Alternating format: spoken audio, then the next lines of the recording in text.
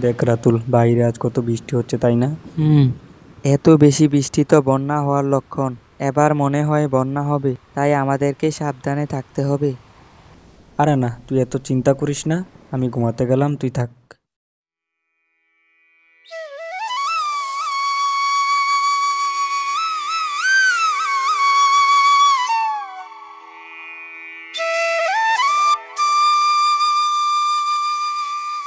নদীতে পানি থই থই করে বাড়তেছে।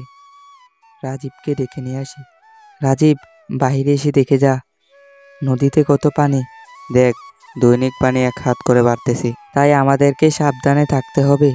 আরে প্রতি বছর এমনই হয়, চিন্তার কোনো কারণ নেই।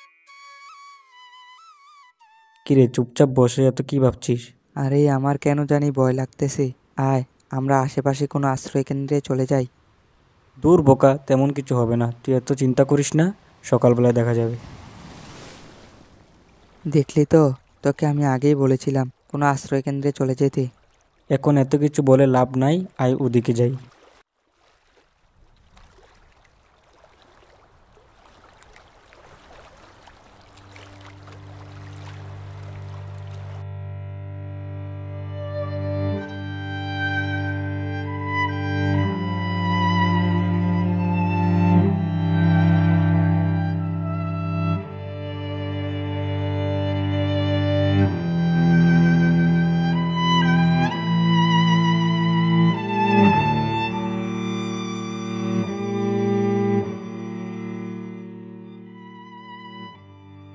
হলো তো, ঘরের চালে উঠতে হলো।